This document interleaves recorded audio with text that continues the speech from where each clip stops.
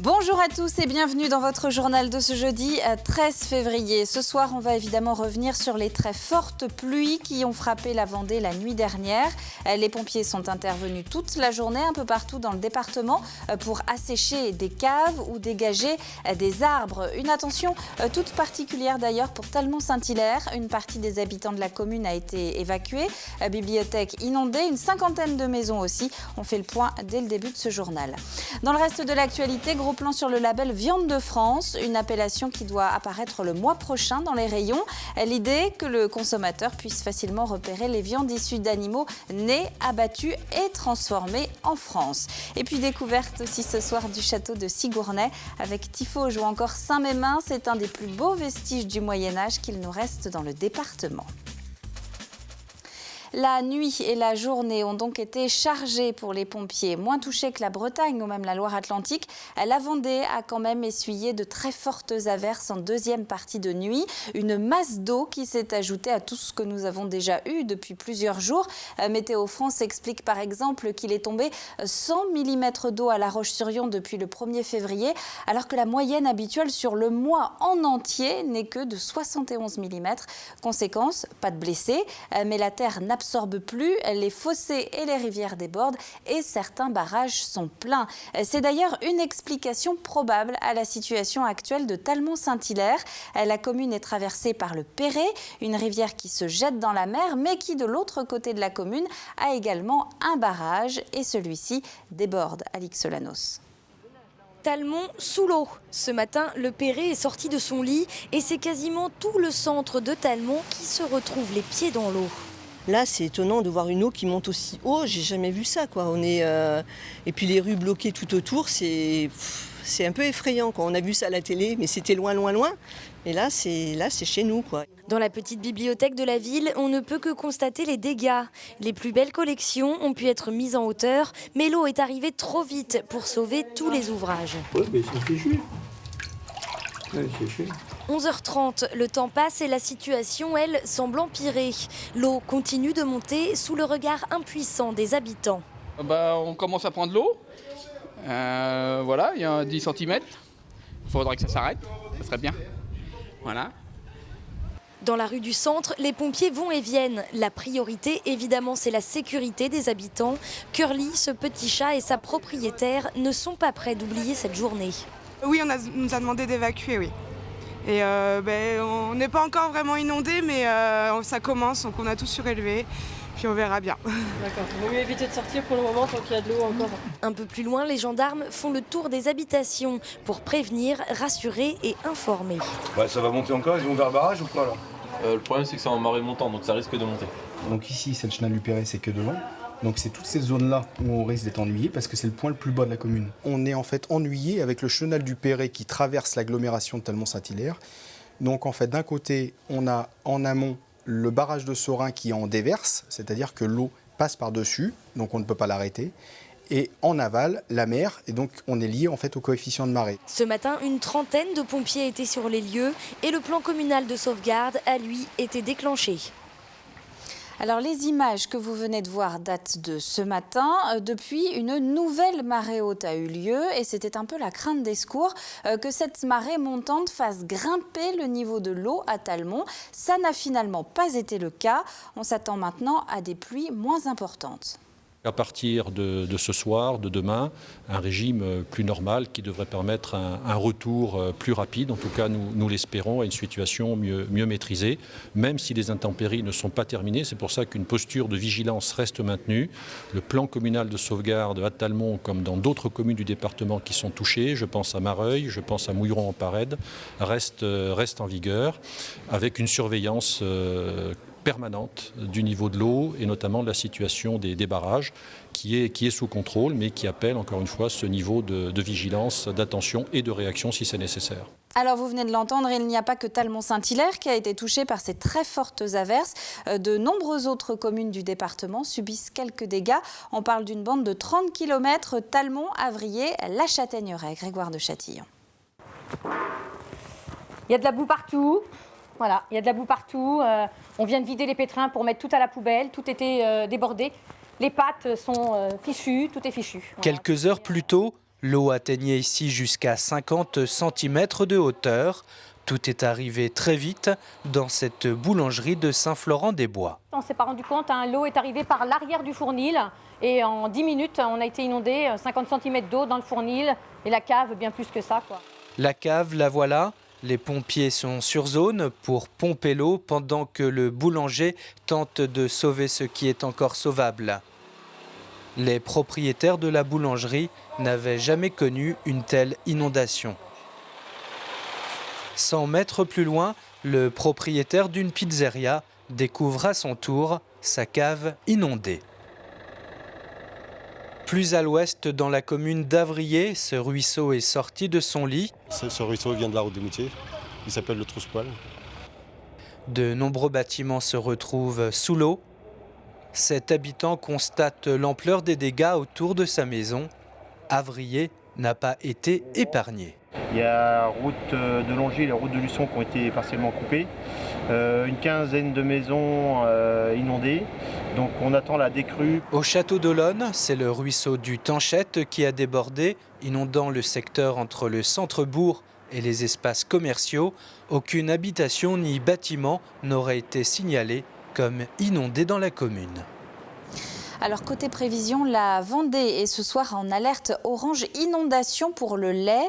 De nouvelles pluies sont annoncées cette nuit par Météo France. Météo Ouest les confirme et les prolonge pour demain. Une bonne partie de la journée assortie de rafales de vent dans la soirée jusqu'à 90 km/h dans les terres, 100 sur le littoral.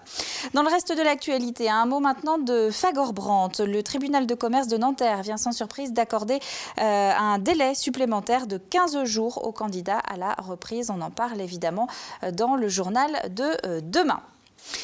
Du nouveau, bientôt, pour les consommateurs. Les éleveurs viennent d'obtenir un nouveau label pour mettre en avant les animaux élevés, abattus et transformés en France.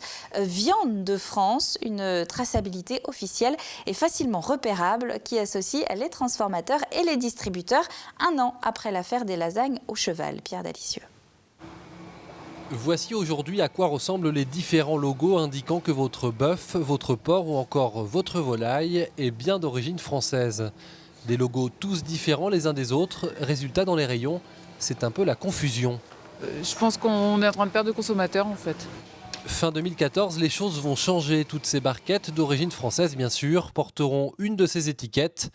La nature de la viande y sera précisée, mais à l'œil, le logo sera identique.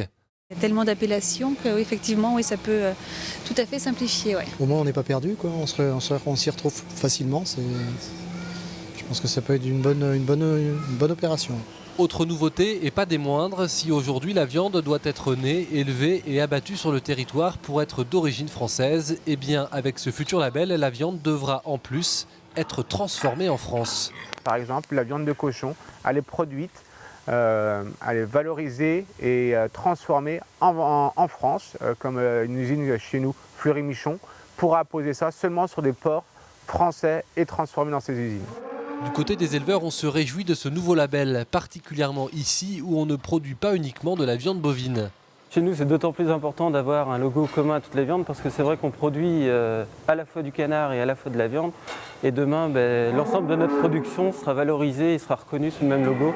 Et ça, c'est important pour nous et pour être reconnu. Et être reconnu au premier coup d'œil, voilà à quoi servira ce label Viande de France. Une façon de dire aussi qu'on est loin, très loin du scandale de la viande de cheval qui avait frappé la France il y a un peu plus d'1 an.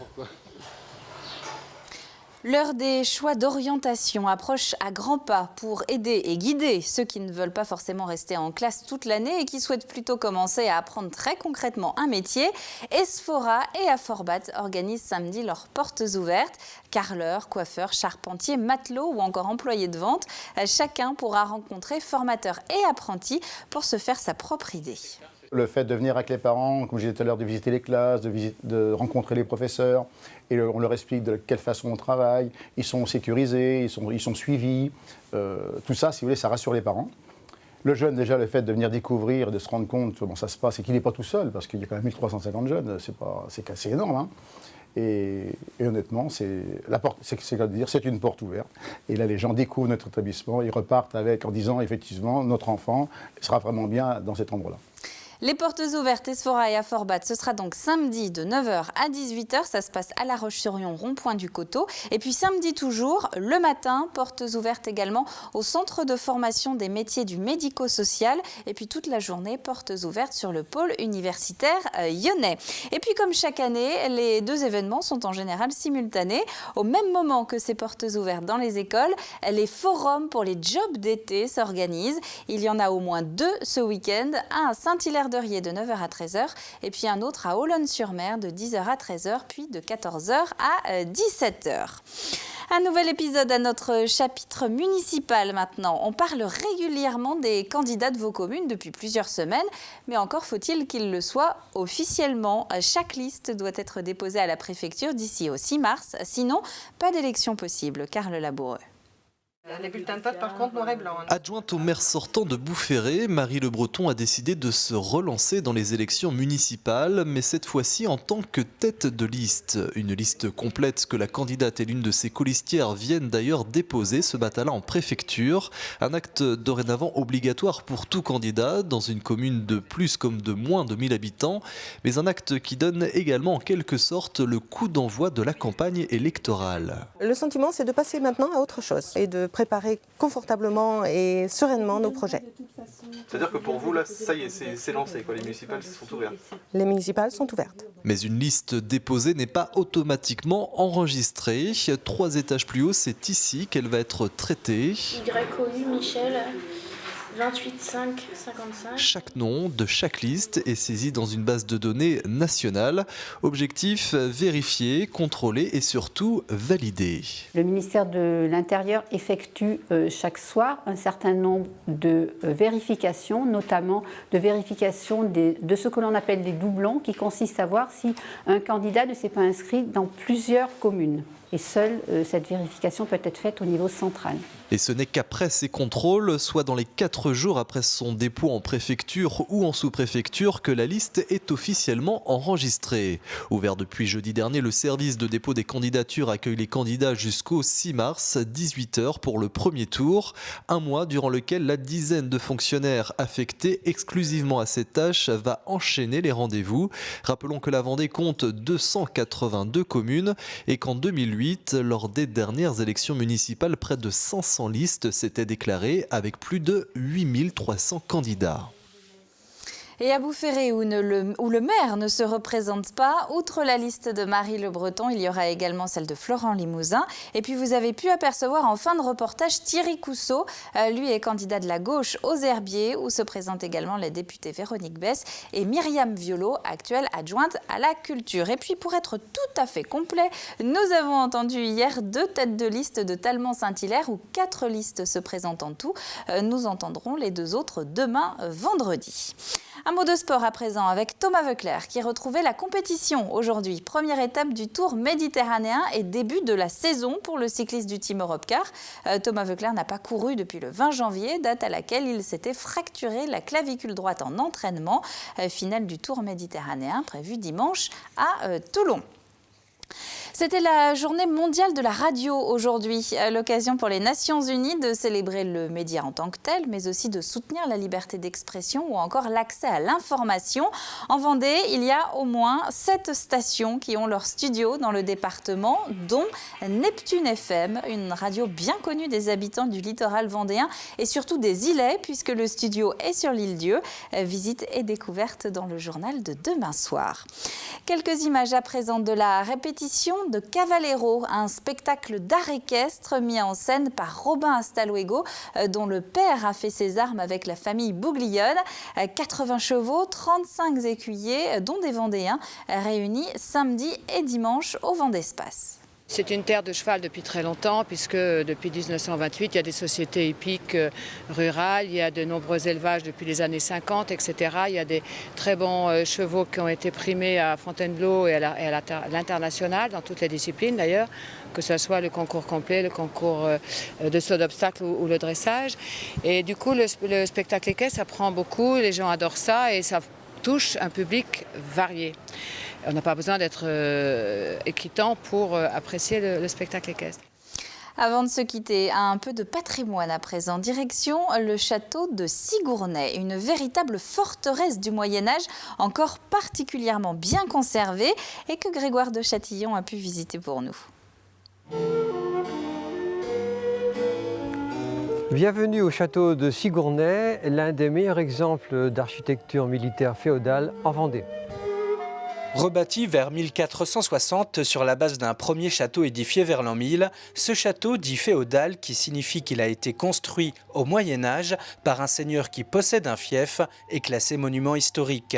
Son bâtisseur est le baron de Sainte-Flève, dont on peut encore voir une partie des armes sur le bâtiment. Propriété de la famille de l'Épinay depuis 1860, le château demeure dans un état assez exceptionnel. Alors, il a toujours son enceinte de 9 tours avec ses fossés. Il a surtout son chemin de ronde posé sur mâchicoulis et couvert, ce qui est relativement rare. Le futur pape Clément V et le roi Louis XI sont passés par ici. Comme tout château, il possède aussi ses mystères. Alors comme presque partout dans le château, énormément de têtes qui sont sculptées, grossièrement sculptées en granit et qui vraisemblablement correspondent au XIIe siècle. Ce château possède aussi bien d'autres atouts. À l'intérieur, il a pu être meublé dans un style fin 15e et il abrite aussi une collection unique de blasons territoriaux, la plus importante de France. Le château de Sigourney est donc ouvert au groupe de mars à juin, puis à tout le monde en haute saison. Information sur le site internet du château, château-sigourney.org. Avant de se quitter, on revient évidemment sur l'information de la soirée, la météo. Le département est donc en vigilance orange crue. Le lait fait l'objet de toutes les attentions. La pluie est de retour sur le Grand Ouest cette nuit. La Vendée sera touchée demain toute la journée. Le vent devrait également se lever en fin d'après-midi avec des rafales de 90 km/h dans les terres, 100 sur le littoral. Le bulletin complet, c'est dans un instant avec Armelle Pavageau. C'est la fin de ce journal. Merci à vous de l'avoir suivi. On se retrouve évidemment demain, même heure, pour le dernier point de la semaine sur l'actu locale. D'ici là, très bonne soirée à vous tous sur TV Vendée et à demain.